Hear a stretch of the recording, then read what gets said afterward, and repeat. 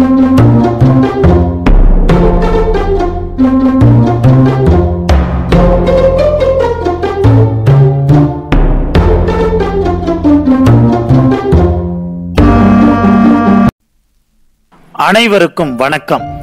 பாருங்கள், உப்பின் அற்புதங்களை தெரிந்து கொள்வோம். எந்த லட்சியத்தையும் அடைய லவண வழிபாடு, அதாவது உப்பு வழிபாடு அவசியம். உப்புக்கு பெறாத விஷயத்தை போய் பெருசா எடுத்துக்கிட்டு பேசிக்கிட்டு இருக்கீங்களே என்று எதற்கும் உதவாத பொருளோடு உப்பை ஒப்பிட்டு பேசுவார்கள். விலை குறைவானதாக கடல் தண்ணீரில் மலிந்து கிடக்கும் இந்த உப்பைத்தான் கடல் தங்கம், சமுத்திரமணி, பூமி கற்பம், சமுத்திர சுவர்ணம், ஜல மாணிக்கம் என்று வர்ணிக்கின்றார்கள் மீனவ நண்பர்கள். இந்த உப்பை வைத்து ஒரு உயர்வான பிரார்த்தனை முறை செய்து பலர் வெற்றியும் கண்டுள்ளனர். இந்த அரிய வெற்றி முறை இன்று மறந்தே போய்விட்டது. உப்பின் பௌதிகவியல் சக்தி. சைவ அனுட்டான வகைகளில் ஸ்பரிச தீட்சை என்ற ஒரு வகையை அறிவீர்கள். ஸ்பரிசம் என்றால் தொடுதல் என்று பொருள். அதாவது ஆசிரியர் மாணவனின் தலையை தொட்டு மந்திரங்கள், சாஸ்திர முறைகளை கூறும்போது அவருடைய உடலில் உள்ள உப்புத்தன்மையும் மாணவனுடைய உப்புத்தன்மையும் 40+60, 55+45, 35+65 என்ற சதவிகித அடிப்படையில் மாணவனிடம் பௌதிகவியல் சக்தியாக கலந்து விடுகின்றது. இது மாணவனிடம் பெரும் மாற்றத்தை ஏற்படுத்தும். பல் மருத்துவர்கள் தினமும் உப்பு கலந்த வெந்நீரில் வாய் கொப்பளித்து வந்தால் வெறும் மருந்துகளே தேவைப்படாது என்று சொல்வார்கள். நம் உடலில் புண் ஏற்பட்டால் குப்பை மேனி இலையோடு உப்பு சேர்த்து பற்றிட்டால் குணமாகிவிடும். மிளகை உப்புடன் சேர்த்து வைத்தால் வீட்டில் துர்சக்திகள் நெருங்காது. கடல் நீரில் மூழ்கி எழுந்து சூரியனை வணங்கும் பழக்கம் நம்மிடையே உள்ளது.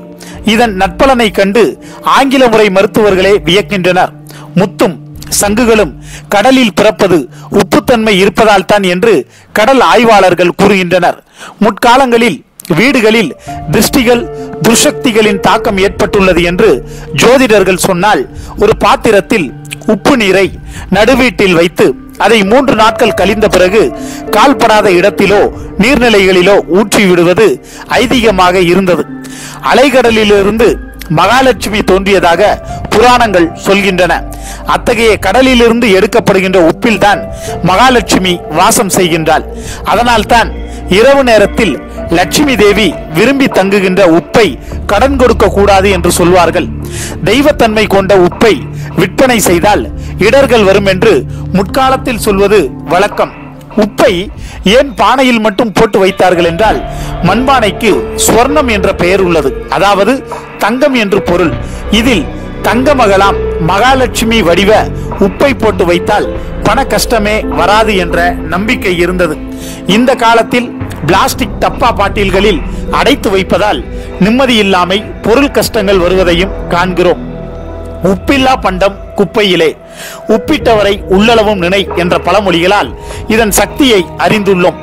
ஊறுகாய் முதல் மனித உடல் வரை பக்குவப்படுத்திட உப்பே மூலப்பொருளாக இருக்கின்றது. உப்பு எந்த வகைகளில் பிரார்த்தனைக்கு பயன்படுகின்றது என்பதை பார்த்தால் வியப்பாக இருக்கும். எதிரிகளை அடங்கி போகும்படி செய்ய உப்பால் விநாயகர் செய்து வழிபட்டு வந்ததை விநாயகர் பிரார்த்தனை வரிசையில் காணலாம். தீட்டுக்காலம், பித்ருக்களுக்கு செய்யப்படுகின்ற திவச வழிபாடு தினங்களில் உப்பில்லாத பண்டங்களை செய்து படையலிடுவதன் காரணம் வருகை தரும் முன்னோர்களுக்கு உப்பு கூட்டி சமையல் செய்து வைத்தால் இங்கேயே தங்கி விடுவதாக ஐதீகம். அரை உப்புத்தான் போட வேண்டும் என்று ஒரு சாரர் கருத்து.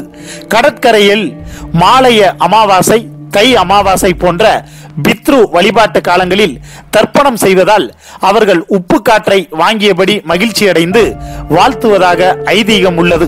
கடலிலிருந்து தோன்றும் உப்பை தலையில் போட்டு அதற்குரிய மந்திரம் சொன்னால் நோய்கள் யாவும் விலகிவிடும்.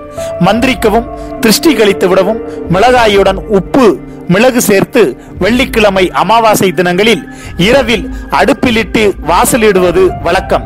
ஆலயங்களில் உள்ள பலிபீடத்தின் கீழ் உப்பையும் மிளகையும் போட்டால் நமக்கு பிடிக்காதவர்கள் துன்பம் எய்துவர் என்பது வழக்கம் சமீப காலங்களில் நிலவுகின்றது. இது தவறான சிந்தனை. ஆலய தொட்டிகளில் சிறிது உப்பை போட்டு என் துன்பங்கள் நீரில் உப்பு போன்று கரைந்திட செய்வாய் இறைவா என்று பிரார்த்தனை செய்து வருவதே முறையான வழிபாடாக அமையும். கிருஷ்ணருக்கும் பலராமனுக்கும் வில் பயிற்சி கற்றுக் கொடுத்தவர் சாந்திபனி முனிவர். அந்த முனிவரின் மகனை பஞ்சஜானனன் என்கின்ற அரக்கன் கடலில் ஒளித்து வைத்திருந்தார். குரு காணிக்கையாக அவர் மகனை மீட்டு தர எண்ணிய கிருஷ்ணர் கடல் அரசனை சந்தித்து விவரம் கேட்டு அரக்கனிடம் போரிட்டு முனிவர் மகனை மீட்ட போது அவன் உயிர் போன பின்பும் உப்பு சூழ்நிலையால், அதாவது கடலுக்குள் குகை, உயிர் மீண்டும் வந்தது. வாழ்வதற்கும் வளர்வதற்கும் நமது அவயங்கள் வீணாகாமல் இருக்கவும் உப்பே ஆதார பொருள். வெளிநாடுகளில் இந்த உப்பு பிரார்த்தனை ஒரு ஆன்மீக புரட்சியை ஏற்படுத்திவிட்டது. தாங்க முடியாத வறுமை, கடன் கஷ்டங்கள் ஏற்பட்டதால் டேவிட்சன் என்ற அமெரிக்க தொழிலதிபர் தனது மனைவி பிரேவ், இளம் மனைவி கிளாரா, மகள் லிவியாவுடன் கடலில் மூழ்கி தற்கொலை செய்து கொள்ள முயன்றார்.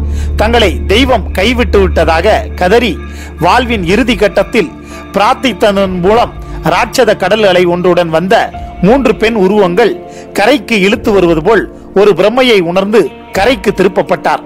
கடவுளே, வாழ்க்கை எங்களுக்கு இன்னும் இருக்கின்றது என்று நினைத்தால் நன்றாக வாழவிடு, எங்களுக்குள் நம்பிக்கையை வளர்த்துவிடு என்று அங்கிருந்த உப்பு படிமங்களை நால்வருமே இரு கைகளிலும் வைத்துக் கொண்டு சூரியன் உதிக்கும் திசை நோக்கி 10 நிமிடங்கள் பிரார்த்தித்தனர். பின்னர் வீடும் திரும்பினர். வீட்டு வாசலில் இருந்த கடித பெட்டியில் ஒரு கவர் சிரித்தபடி வரப்பெற்றது. என்ன ஆச்சரியம்! இவர்கள் கட்டி வந்த மாத சீட்டுக்கு ஜாக்பாட் தொகை $32 கோடி கிடைத்திருந்தது. உப்பு பிரார்த்தனையை டேவிட்சன் கூற இச்செய்தி எல்லோருக்கும் போய் சேர்ந்தது. வாழ்வில் சோதனைகளிலிருந்து மீண்டு வர புனர்வாழ்வு கிடைக்க சிறந்த ஆன்மீக சாதனம் இந்த எளிய உப்பு பிரார்த்தனை. ஆதிசங்கரர் எழுதிய சௌந்தரிய லகரியில் 33வது ஸ்லோகம் சௌபாக்கிய மந்திரம் எனப்படுகின்றது. ஸ்மரம் யோனிம் லக்ஷ்மிம் என தொடங்கும் இந்த விசேட துதியை இரு கைகளிலும் காசுகள் வைத்துக் கொண்டு ஜெபித்தால் நிறைவாக பணம் சேரும் என்று கருத்துண்டு. அதே போன்று உப்பை இரு கைகளிலும் வைத்துக் கொண்டு அதிகாலை 5:30 மணி முதல் 16 முறை நமது பிரார்த்தனையை செய்தல் வேண்டும்.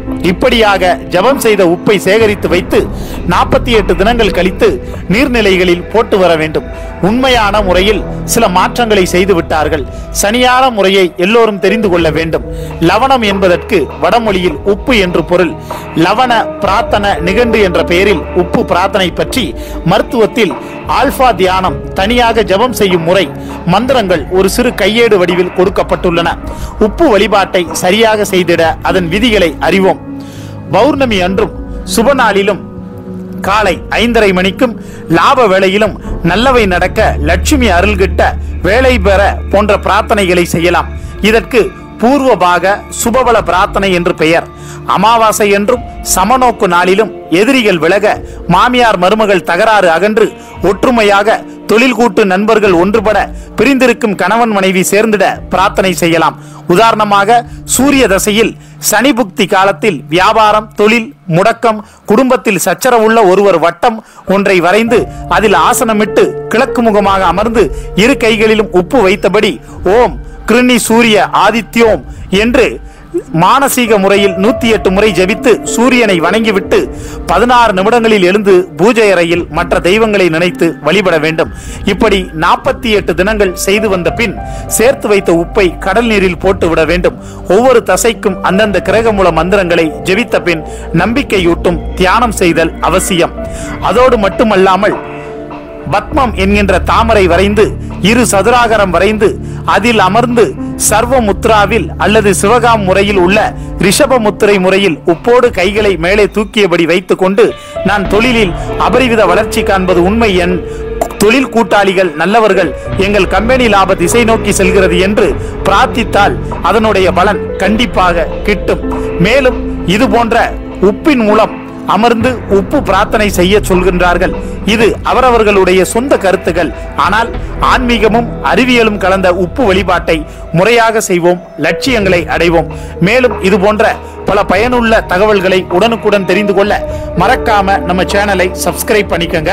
அப்படியே அந்த வீடியோவுக்கு கீழே இருக்கக்கூடிய பெல் ஐகான் சிம்பலை கிளிக் பண்ணி மறக்காம நோட்டிபிகேஷன் எனேபிள் பண்ணிக்கங்க. நன்றிங்க, வணக்கங்க.